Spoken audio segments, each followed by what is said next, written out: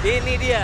Ini dia Haji. Ini nih ya. Kunci di map pertama tuh Betul. penting banget karena apa namanya, lu bisa nge-up mental lu ya di saat game pertama ini. Gimana caranya lu bisa mendapatkan poin semaksimal mungkin dan ini kemungkinan terbesarnya adalah lu bisa mendapatkan yang tadi gue bilang mental ya kan, mental boosting yang mana nanti juga bakal berpengaruh ke permainan-permainan lu selanjutnya karena sekali lagi buat kalian juga yang mungkin belum tahu ini bakal ada 6 ronde. 6 di mana ronde. mapnya sendiri ada Bermuda, Purga, Tori, Dan juga Kalahari, Kalahari. terus Oke, diulang. oke. Dan yang sudah sangat mencuri perhatian saya nih map atas, Pak.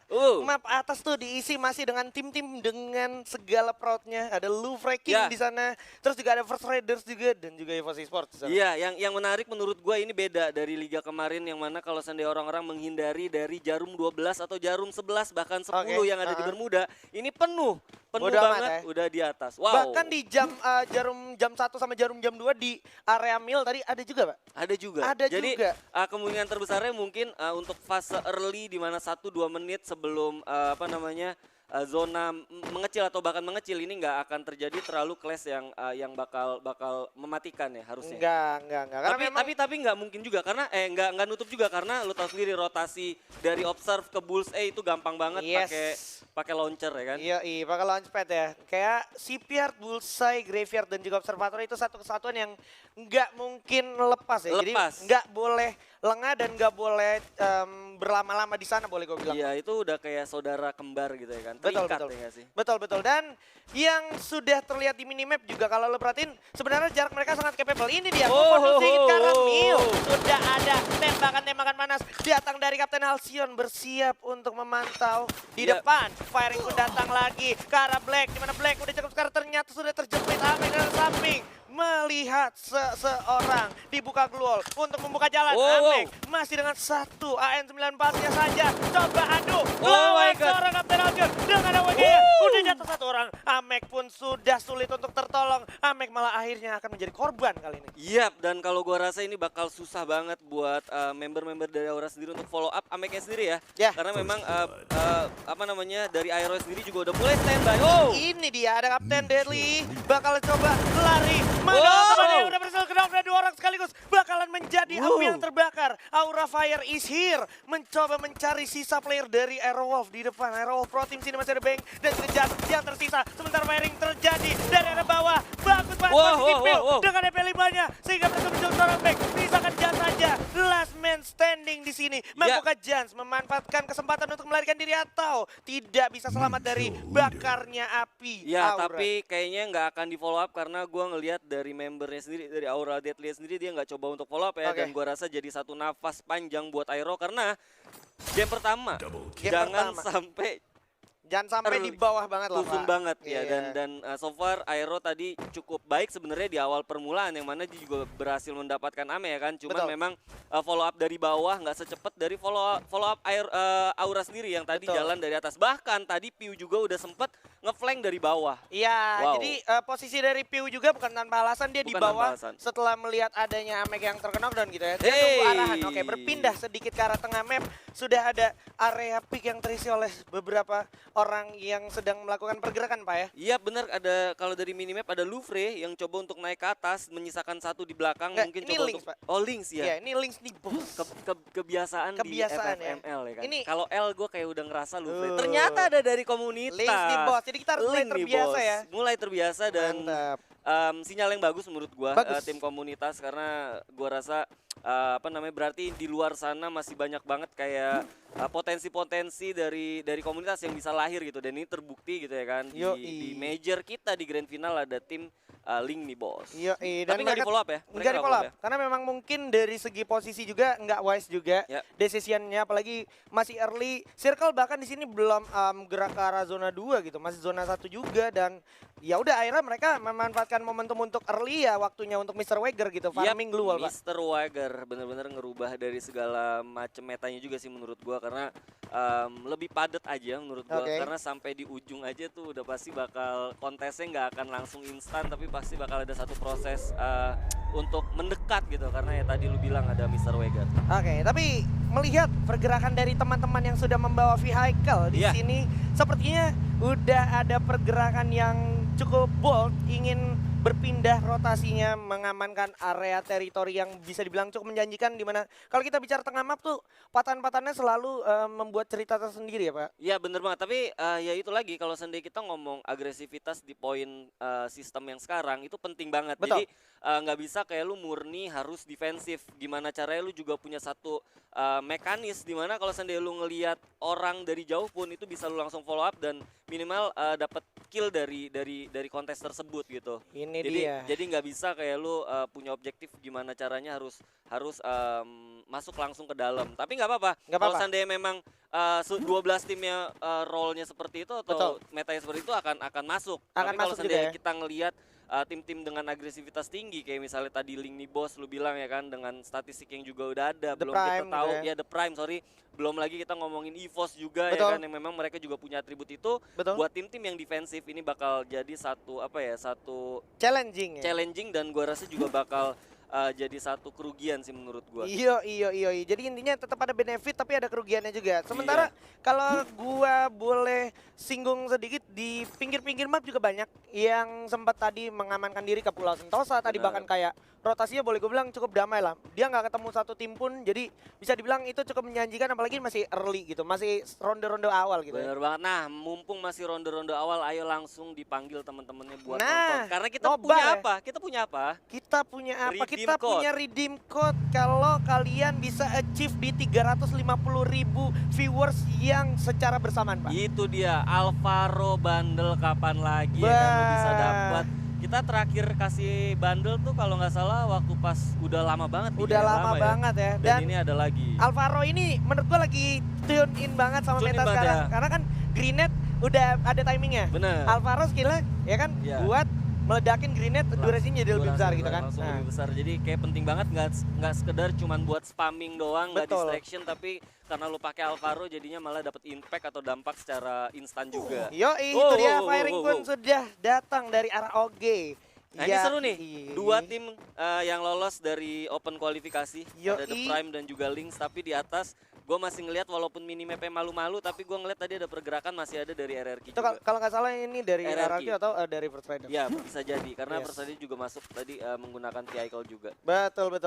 Dan kalau udah jarak sedekat ini, boleh gue bilang tinggal duluan siapa yang lengah, bisa dimanfaatin celah-celahnya di jendela gitu Pak. Ya, Jendela udah boleh dihindarin dari sekarang Betul, gitu tapi kalau gue lihat ini pasti bakal lebih ke arah nge-secure dulu karena mereka juga belum tahu keadaan nanti fase late-nya seperti apa. Kalau gue lihat dari mentalitas ya karena ya bisa gue bilang mereka juga baru duduk di panggung sebesar ini ya kan. ya. Asli. Kayak misalnya Lynx juga mereka juga nggak mau ngambil satu resiko. Tapi kalau seandainya mereka berani untuk maju ini jadi satu catatan penting sih. Berarti memang mereka punya atribut tim yang memang nggak common atau yang nggak biasa. Gitu. Yo, dan patut untuk di respect juga sama tim-tim lain yang masih mencoba melakukan rotasi. Karena betul. menurut gue tim-tim yang udah masuk ke tengah map lebih dulu mempunyai keberanian yang cukup tinggi di mana dia harus siap siaga untuk melawan tim-tim yang datang yang coba ambil alih kompon yang mereka punya. Itu dia. Jadi ini seru banget ya.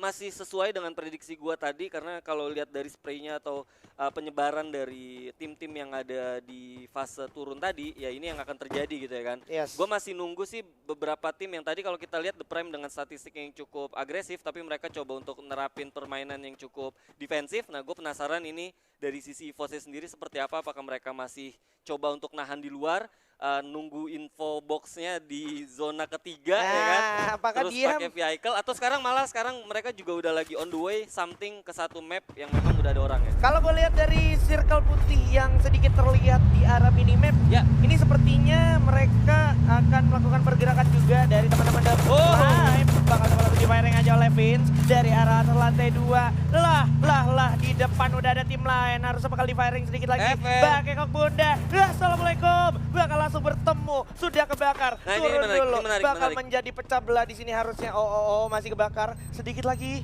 dan udah ada satu sambutan frag grenade dan mereka sepertinya masih belum mau melakukan firing dulu, Pak. Iya bener banget, nahan, mereka coba untuk cari vision dulu Gila. kira-kira di mana. Gila. Dan gua rasa ini cukup bahaya buat The Prime karena kalau gue lihat dari minimap udah ada satu tim yang memang Betul. mereka di bawah walaupun sebenarnya nggak akan langsung masuk karena mereka juga masih di dalam zona. Ini yang tadi gue bilang, tim-tim yang berhasil masuk ke tengah map lebih dulu mempunyai Oh. keberanian yang cukup tinggi. Dimana kalau kita lihat udah ada firing yang datang. Siap, satu kamar berempat. It's Wow. okay bro, masih ada blue wall. Oh Awas, my God. ada Ergot selain harus kena dalam playzone. Limti dari belakang. Wow, Awas, satu orang. masuk ke dalam. Dik sudah berhasil loncat dengan ada beberapa. Oh my God. Masih ada Mampues juga. Kehilangan 2 orang. Masih ada Joker dan juga Mampues. Wow, satu-satu. Harus terkenal dan juga menyisakan 1 orang aja Joker. One Oh. shot, 1 kill di sini dari The Prime OG.